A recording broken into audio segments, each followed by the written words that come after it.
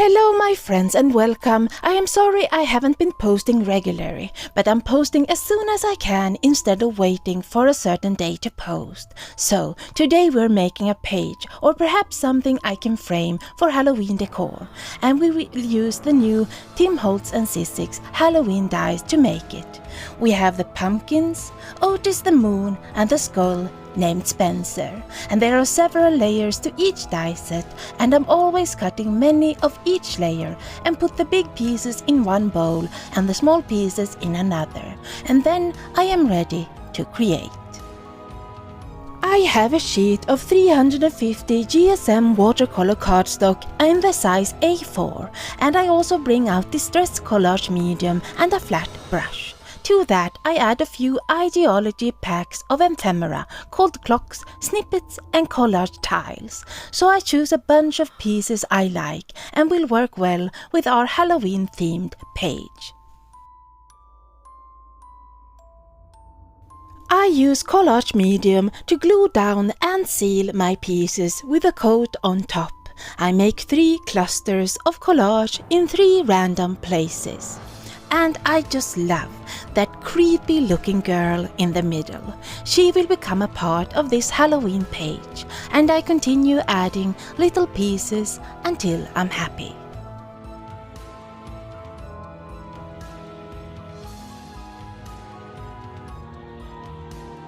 When the collage is dry, I bring out this tile stencil, a palette knife and distress crackle paste.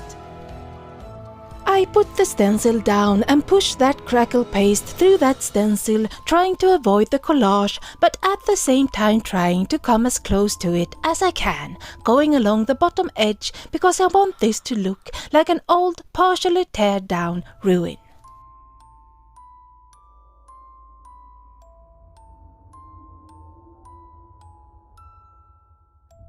I am so happy to start Halloween crafting, but here is where things go wrong. My phone wasn't recording, but I didn't know that, so I missed filming me spraying my background. I am so sorry.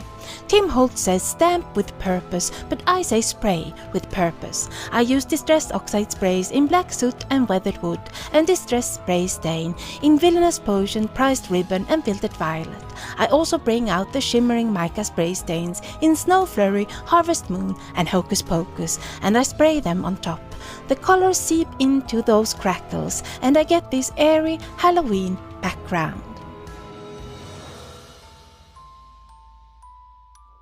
The last time I made a crackle paste background, I discovered this technique with distress crayons. I bring out a crayon in black soot and scribble it where the collage and background meet the crackle paste, and put my finger in a wet wipe to get some moisture and smudge that black to make shadows and contrast. I absolutely love the effect I get, but if you feel unsure, you can always go with a grey or dark brown crayon.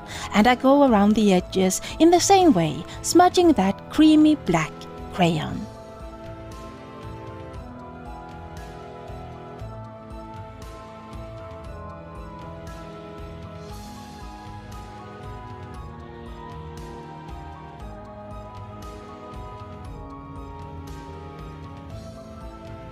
So let's put these die cuts together, and as a rule I cut many of each layer so I won't have to look for pieces with my die cutting machine, and the pieces I have left will be great in another project or for when my boys want to make Halloween cards. I cut everything from white cardstock, but you can certainly cut from different colors of cardstock if you want to avoid the coloring. I will use distress inks in spiced marmalade, mustard seed and squeezed lemonade. I will also use black soot on the base layer and 2 red inks for the tongue. And to give the moon a glow, I will use the mica spray stain in harvest moon for one of the layers, and I start with the 2 red inks and color 2 layers of his tongue. I'm using a brush to add the inks. Here is the black base layer for Otis the moon, and then I continue with spiced marmalade and mustard seed.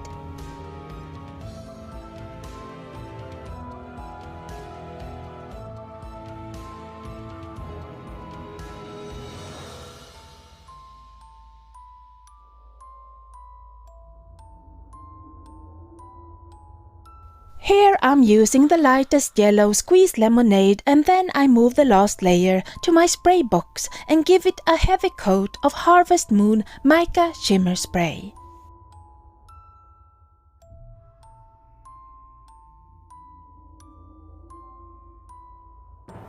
Next we're giving Spencer the Skull some color with distress inks in blue shades. I'm using tumbled glass, salty ocean, priced ribbon and chipped sapphire. And for that glow I want, I'm using the shimmer spray in Snow Flurry. But I start again by adding black soot to the base layer. I continue with chipped sapphire, priced ribbon and salty ocean, one shade lighter for each layer.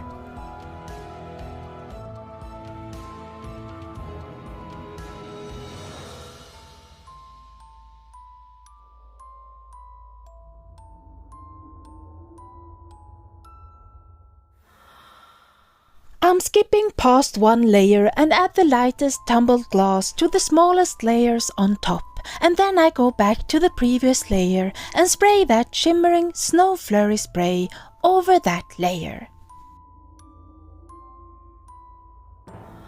For the pumpkins I'm using 4 shades of purple in Villainous Potion, Dusty Concord, Wilted Violet and Shaded Lilac.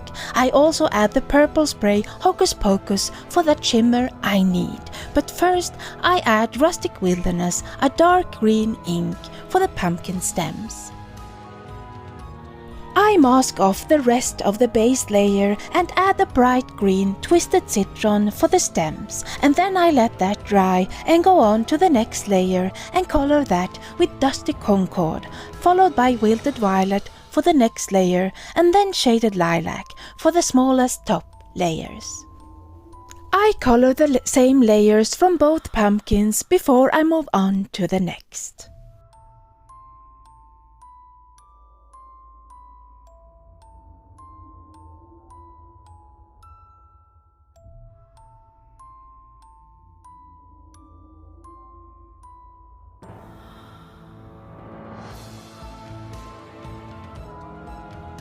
Here I have masked off the stems and add the darkest color to the base layer of my pumpkins before I bring out that shimmering Hocus Pocus spray and spray that on one layer from each of my pumpkins.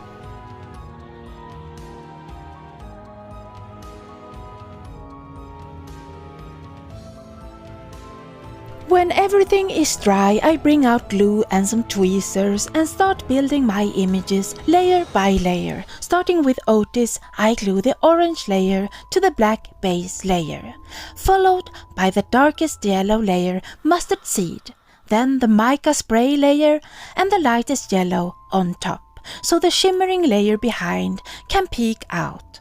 And finally, I add the 2 layers of his tongue.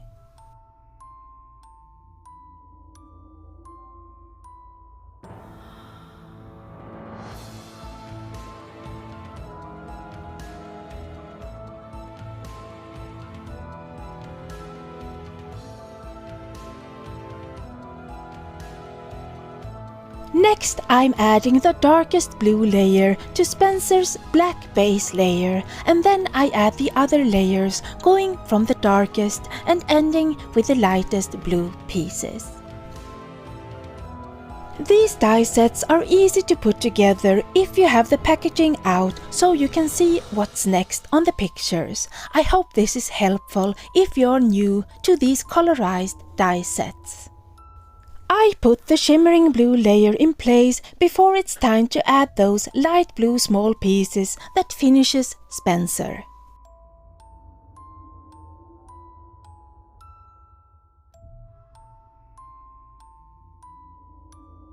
I put the pumpkins together in the same way as the other images, from the darkest layer to the lightest, and the dark green layer on top of the light green stem. The purple shimmering layers goes before the lightest last layers. Here is that shimmer layer before the last little light pieces.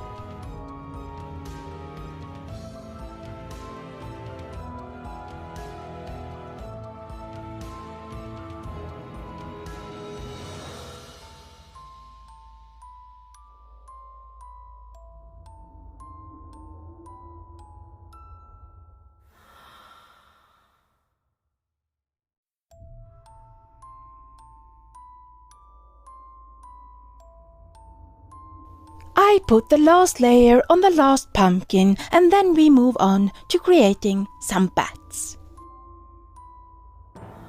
For the bats I bring out black and black sparkle embossing powder from Ranger. There is a bat with 2 layers in the set with Otis the Moon, so I add VersaFine Onyx Black ink to all the layers and coat the base layers with the black powder so they are shiny and pop from the background, and I coat the top second layer with the black sparkle powder and melt the powders with my heat tool. It is hard to see the shiny and sparkle layers now, but soon I will put them together and the shine and glitter will show against the background.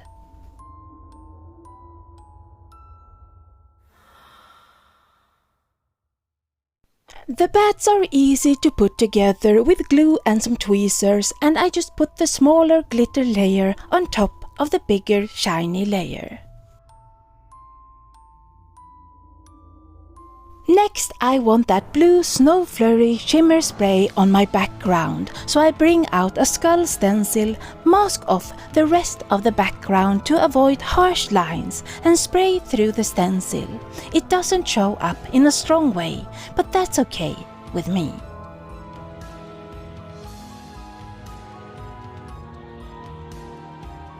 I need one more image to finish this page, so I bring out an old Timholtz stamp set and choose the crow. I stamp the crow in Versamark embossing ink and cover the crow with that black embossing powder from before and melt with my heat tool. I cut a few millimeters off each side of the background and glue it on to a slightly bigger piece of black cardstock and get a thin black frame around the page. Next I have a pack of Timholtz baseboard windows and I choose a window from that pack and move it around to figure out the placement. Then I put foam tape behind the window frame. But before I glue it in place, I glue down Otis the Moon and he will shine through that window.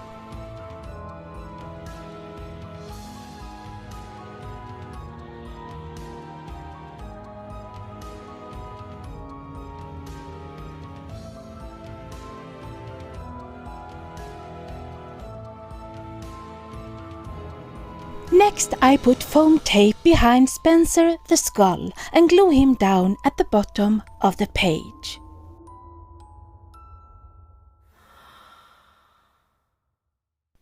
I also put foam tape behind the pumpkins and crow and glue them down as well. Now almost all the pieces I need are in place in this airy, torn down ruin. It's finally time to glue down my shiny glittering bats, and I put them all over my background, and I am very pleased with how the bats came out. Now I have a broad range of color and texture on this page.